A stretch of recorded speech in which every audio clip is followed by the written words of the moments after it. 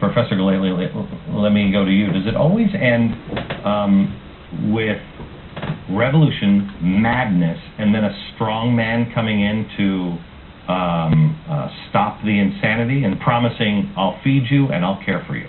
Well, I think roughly speaking, that's how it happens. I mean, nobody really objects when revolutions begin. Mostly they begin when people agree there's an oppressive system, people are suffering, there's torture and that sort of thing, and there's a general agreement. A whole new group of people then enter into these revolutions. They have ideas of their own.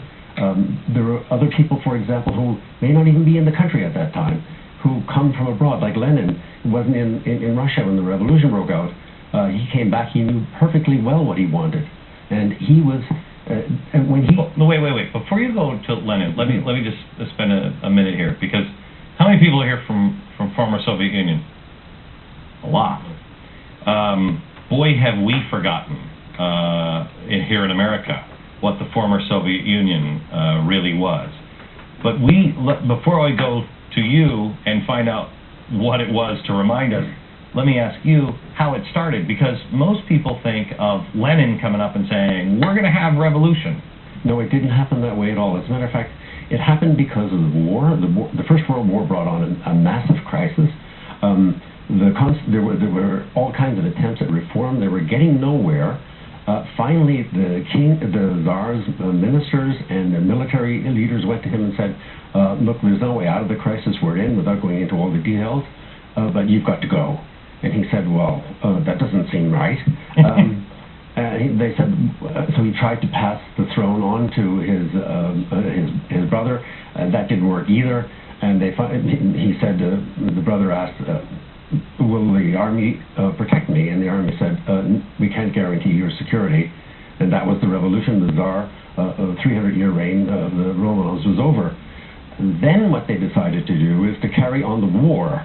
This was a great error, but if they hadn't done that, they would have been criticized by the nationalists. But they decided to carry on the war. And Lenin, of course, isn't even in Russia. He's in Germany. He's in Switzerland. He's in Switzerland, and he's separated by coming home. And it is Lenin who then says, I've got to get back. And the Germans, a conservative government, I would add, at that time, the Germans were so intent on winning that war that they actually shipped him across the country in a sealed train so that no communist Germans leak out, do you understand? And they then... but wait, they didn't think he was. He said, he was saying, this is freedom. What we have over here is we have something great. It could be freedom, right? No, when he lands, he goes to the famous Finland station and he gives a speech. And in the speech he says, he gives them 10 commandments, except he calls them theses, something like Luther.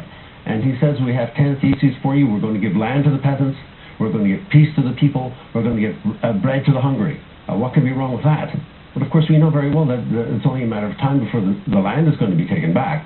But he has his eye on power. He said, revolution is about one thing. It's about power. And how you get it is you give people what they want. And he was one of those people who was determined from day one that he was going to turn the revolution into a Bolshevik revolution. Now, the revolution, in the meantime, the revolution is carrying on. They said, we'll have a constituent assembly. And the constituent assembly, what they decide to do is have elections. And of course, the elections, these carry on and on and on.